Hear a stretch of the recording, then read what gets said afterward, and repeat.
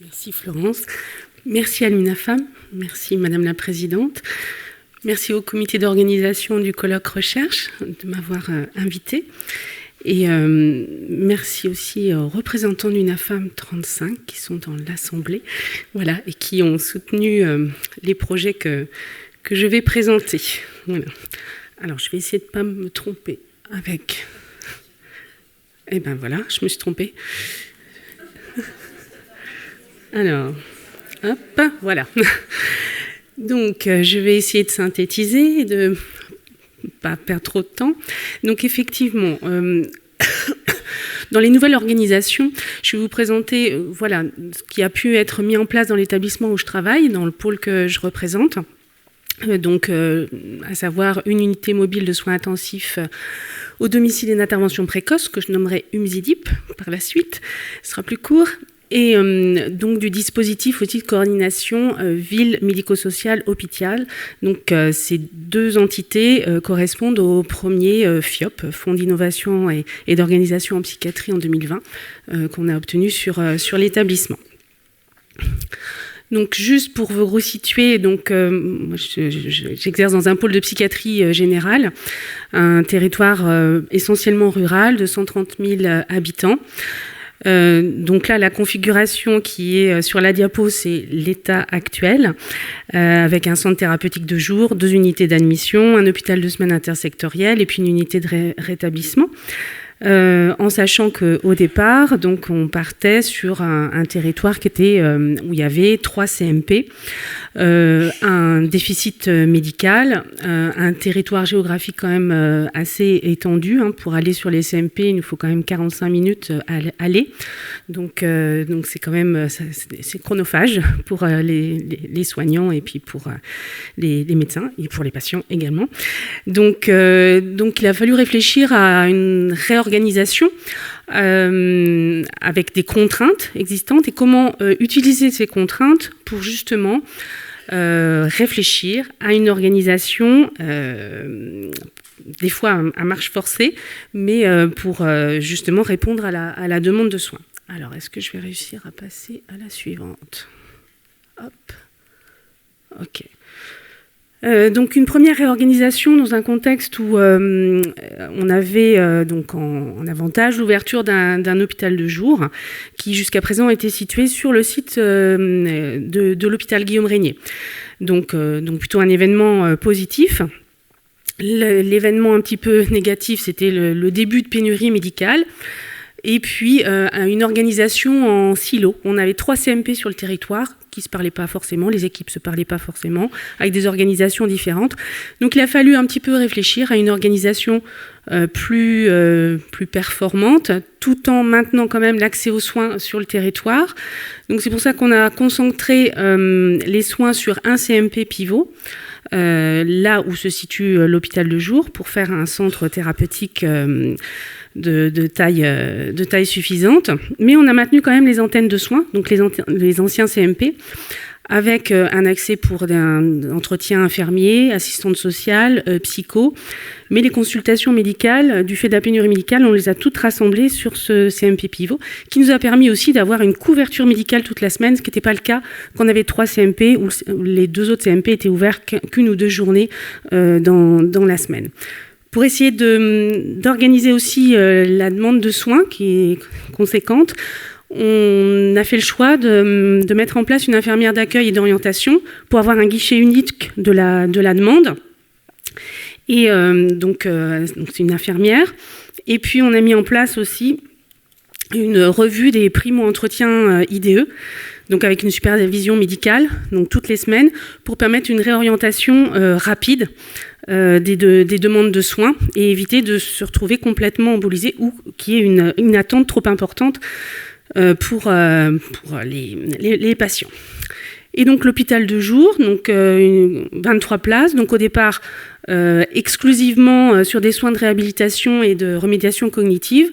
Et on verra par la suite, on a fait le choix de consacrer 2 places de cet hôpital de jour sur des places d'urgence pour essayer de graduer un petit peu les soins avec cette équipe mobile. Donc ça, c'est la première réorganisation. Donc là, nous étions 5 médecins, ce qui était peu, mais bon, voilà. Mais on a atteint le pire fin 2019, puisqu'on s'est retrouvé à 3 médecins, avec départ à la retraite, départ en clinique, et donc toujours une augmentation de la demande de soins. Et donc, il a fallu réfléchir à comment optimiser un petit peu les choses pour pouvoir répondre à toute la demande.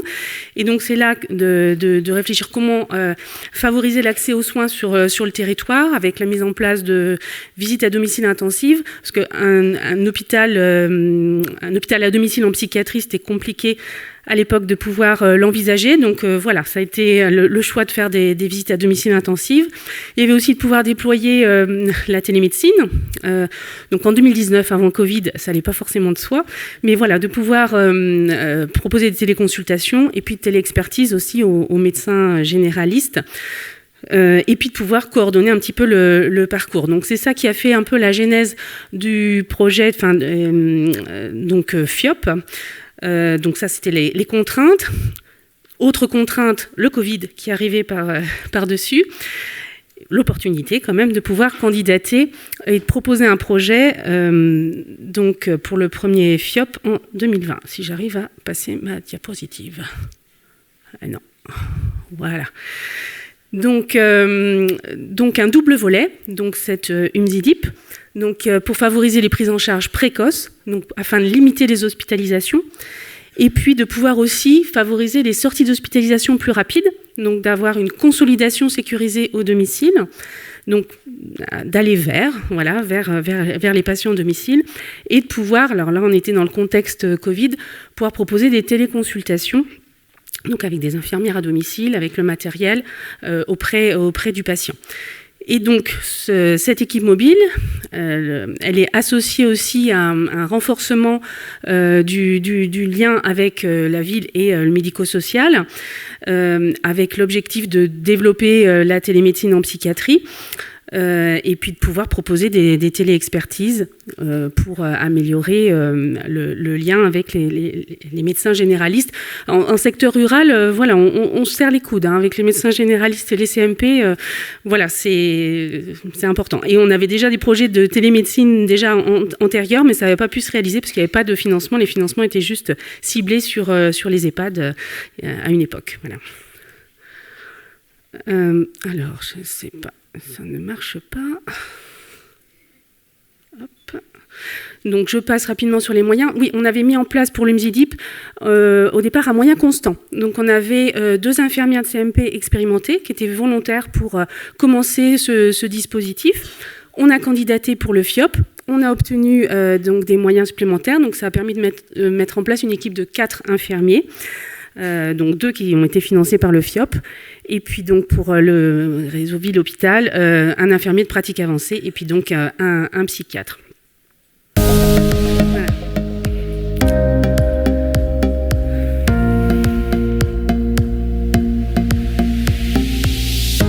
L'unité mobile de soins intensifs et d'intervention précoce a été créée en juillet 2020. Elle est composée de 4 infirmiers et d'un médecin psychiatre à 20%.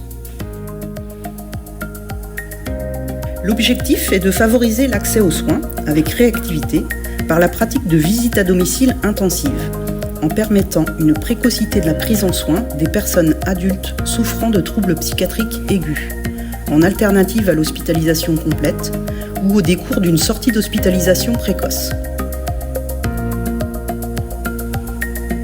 Nous proposons aux usagers, avec leur consentement, des entretiens d'évaluation, de soutien, d'orientation, d'accompagnement et des soins spécifiques en intégrant leur environnement et leur entourage.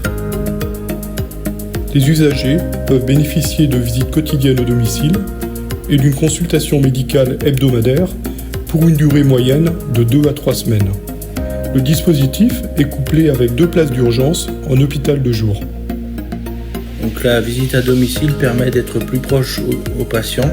Après, le psychiatre est réactif, c'est 1 fois par semaine, donc ça c'est pas mal. Voilà, la meilleure adhérence au traitement, rassurer le patient bien sûr, et si la planification avec un agenda de la semaine, ça peut aider. C'est une approche plus moderne, on va dire. Mais c'est un moment aussi pour proposer une multitude de choix par rapport aux solutions de soins et de traitement.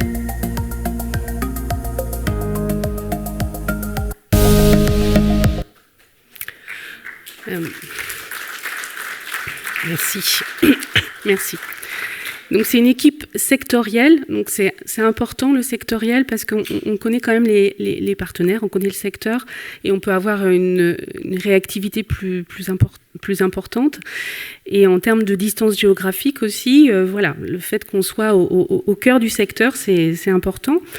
Comme je vous disais, voilà, l'idée c'était de pouvoir proposer une gradation des soins, donc avec ces visites à domicile intensives, mais aussi ces places d'urgence. Donc les critères, il faut un consentement aux soins, voilà, éviter l'hospitalisation et le suivi en post-hospitalisation. Alors, on l'a ouvert que sur la semaine, 5 jours sur 7, déjà parce qu'on n'avait pas de moyens suffisants pour pouvoir ouvrir sur le week-end à l'échelle d'un pôle, c'était compliqué. Donc vous parliez tout à l'heure du lien avec le médecin généraliste. Donc le médecin généraliste est dans la boucle, il y a un courrier systématique qui est adressé. Voilà. Et ensuite, après cette prise en charge intensive, donc le relais se fait avec l'équipe, c'est la même équipe, on est tous sur le même site, vers le CMP, donc les liens sont assez fluides.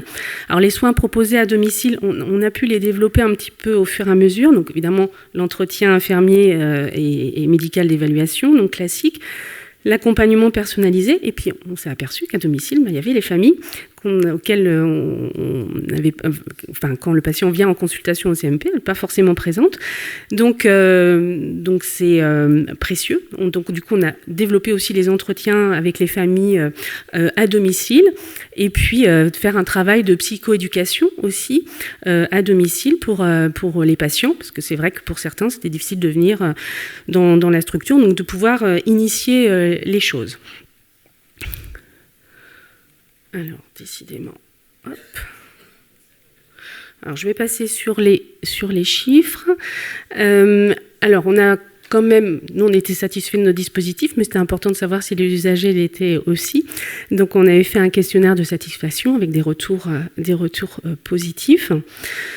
Donc, on l'avait mis assez tôt pour pouvoir améliorer, en fait, nos prises en charge. Alors, décidément... Alors, je vais passer un peu rapidement sur les 2 places d'urgence. Donc, elles sont incluses dans les soins classiques avec le CMP, l'hôpital de jour avec les soins de réhabilitation et de rumination cognitive, et puis donc les soins médiatisés classiques. Donc, alors, pour aller sur le bilan plus de l'association de cette équipe mobile et des places d'urgence. Alors, est-ce qu'on va y arriver ? Oui, ensuite. Donc, avec ces 2 dispositifs, on a évalué qu'il y avait à peu près 7 hospitalisations à éviter en moyenne par mois, entre 2021 et 2024. Donc, comme je disais, voilà, ça a permis une gradation des soins. Et puis, sur les profils cliniques pris en charge par l'UMSIDIP, donc on était sur des troubles schizophréniques, des troubles bipolaires, essentiellement. Et sur la prise en charge, sur les 2 places d'urgence, donc bien sûr les mêmes pathologies, mais aussi des troubles de la personnalité, un petit peu plus sur l'hôpital de jour. Donc un bilan plutôt positif en termes pour éviter les hospitalisations. Alors, ça ne marche pas à tous les coups. Il y a aussi des hospitalisations qui ont eu lieu malgré la prise en charge avec cette équipe mobile. Mais c'est pas complètement un échec parce qu'on s'est aperçu que ça a permis de préparer les hospitalisations et puis ça a permis, dans certaines situations, d'éviter aussi des soins sous contrainte. Donc voilà, on ne le vit pas forcément négativement. Et puis il y a tout le suivi en post-hospitalisation qui a permis de raccourcir aussi la durée moyenne d'hospitalisation. Alors, donc, j'avais mis pour illustrer un petit peu en 2019 notre durée moyenne de séjour sur les 3 unités d'admission. Donc, on voit qu'il y a une diminution quand même drastique au niveau de la file active et de la durée moyenne de séjour. Alors ça, on l'avait pas forcément prévu avec cette intensité. Et donc, c'est positif pour les prises en charge en ambulatoire. Mais en intra-hospitalier, du coup, on s'est retrouvé avec des unités d'hospitalisation avec que des situations aiguës. Donc, ça a été compliqué pour les équipes d'intra. Et ça, voilà, on ne l'avait pas anticipé. Et donc, du coup, comme on avait moins recours pour les patients du secteur pour une hospitalisation dans nos unités, on a accueilli beaucoup de patients d'autres pôles, donc en surpeuplement. C'est là qu'on s'est aperçu que quand on n'avait pas justement la possibilité de mettre en place, alors pas à chaque sortie, mais pour des patients où c'était un petit peu juste pour la sortie, de pouvoir sécuriser un peu la sortie, quand il n'y avait pas du Mzidip, du coup on avait tendance à garder un petit peu plus longtemps le patient, enfin du coup à prolonger l'hospitalisation. Donc quand on n'avait pas ce dispositif-là, on faisait sans, mais voilà, on s'est aperçu que ça manquait. Et donc ça c'était le premier effet, et puis on va passer sur la suivante. Voilà, donc avec cette première expérience au sein de ce territoire, donc on a vu diminution de la durée moyenne de séjour, diminution du nombre d'hospitalisations, donc un renforcement du lien ville-hôpital, et la mise en œuvre de télémédecine et d'infirmiers de pratique avancée, que je vais détailler très rapidement par la suite.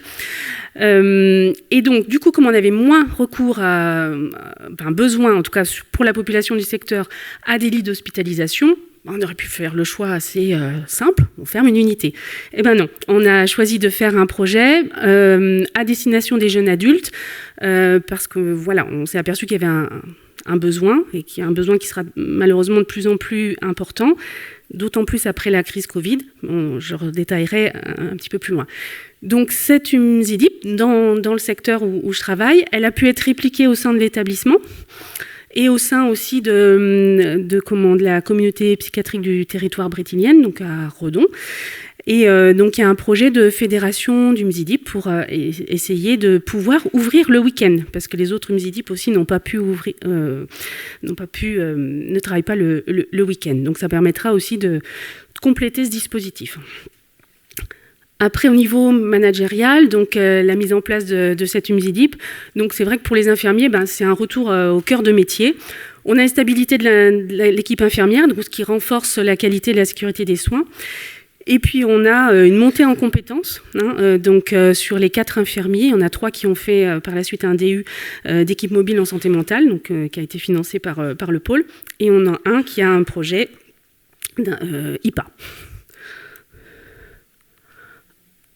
Alors, hop. Bon.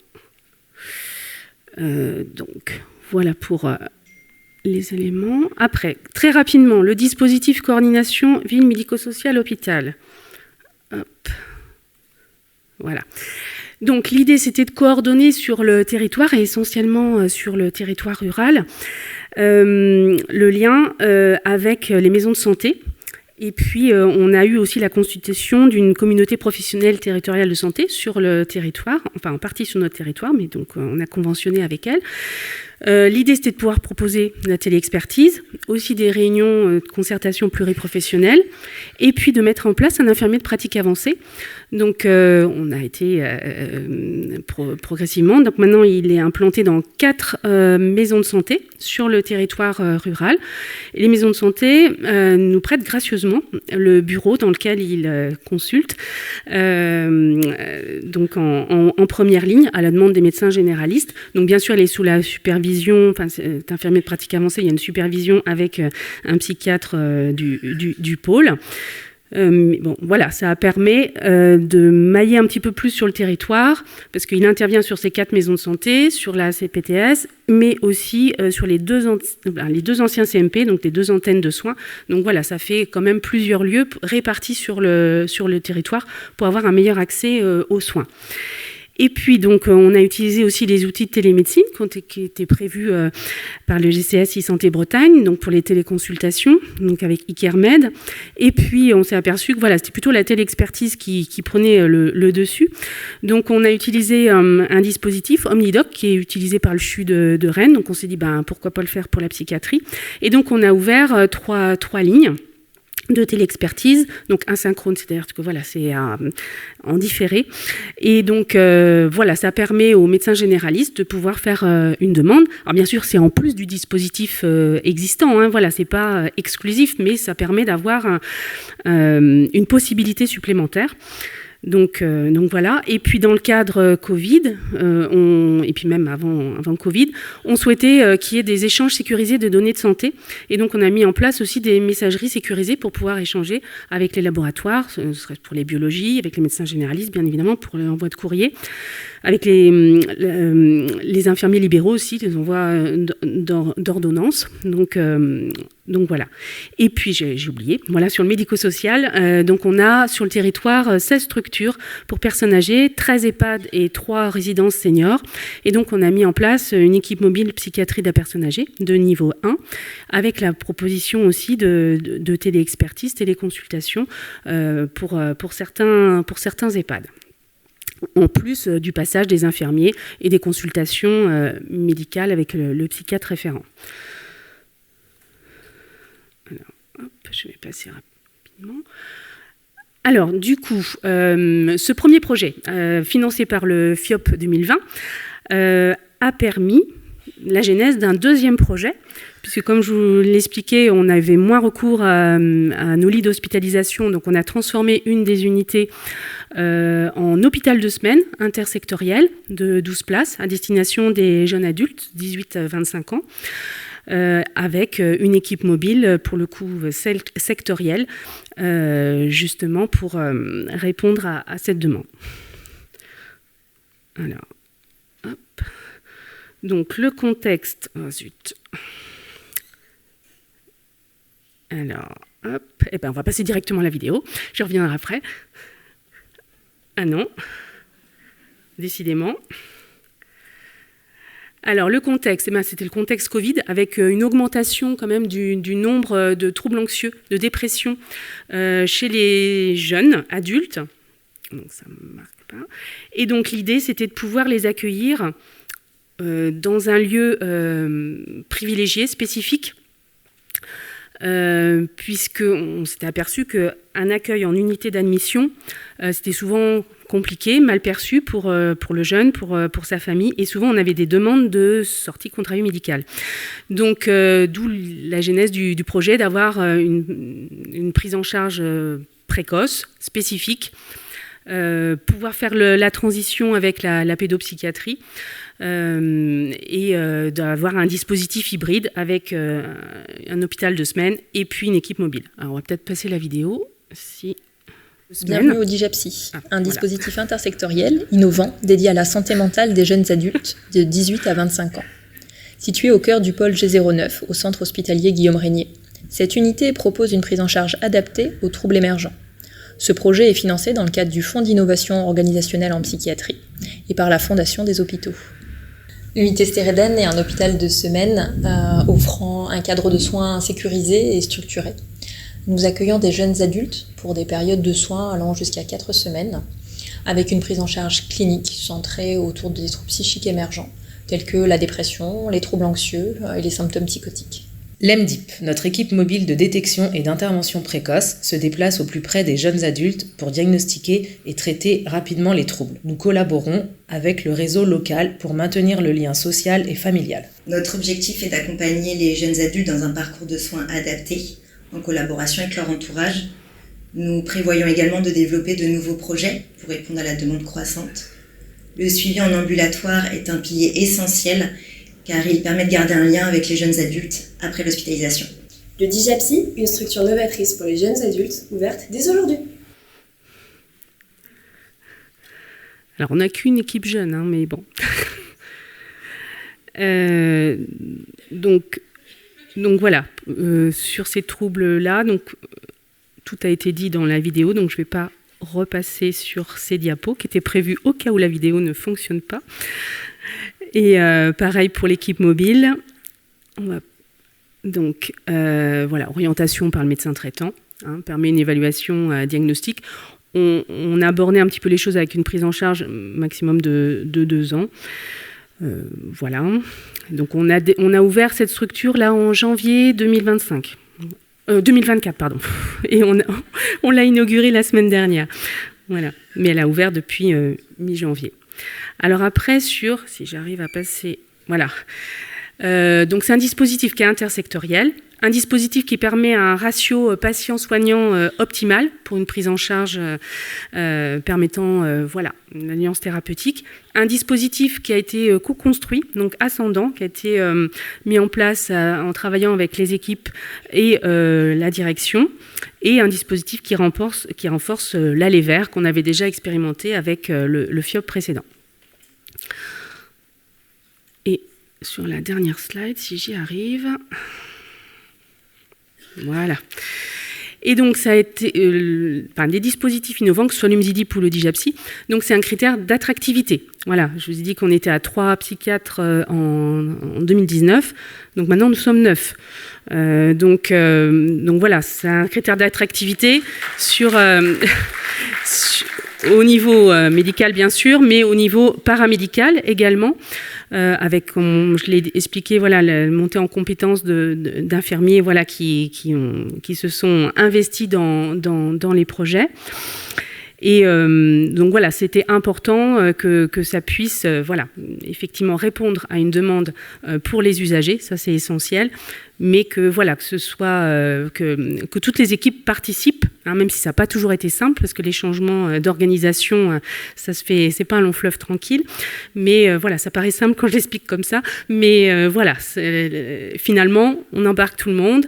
Pareil, les FIOP, c'est quelque chose d'extrêmement exigeant parce qu'il y a beaucoup d'indicateurs à remplir. Il faut quand même voilà, expliquer les choses donc, auprès des équipes, pourquoi les indicateurs sont importants. Mais en même temps, même si c'est chronophage, contraignant, je trouve que c'est challengeant. Et c'est pour ça que je suis repartie sur un deuxième FIOP. Voilà, donc on verra si ça se pérennise. Enfin, on le souhaite. Mais voilà, en tout cas, l'UMZIDIP a été pérennisé. Donc voilà. Et puis je termine sur une petite photo du livre d'or de Stereden. Donc voilà, ce sont les jeunes patients qui ont voulu faire un livre d'or. Et on a repris un petit peu les mots qui revenaient le plus souvent dans ce livre d'or. Voilà. Je vous remercie pour votre attention. Voilà.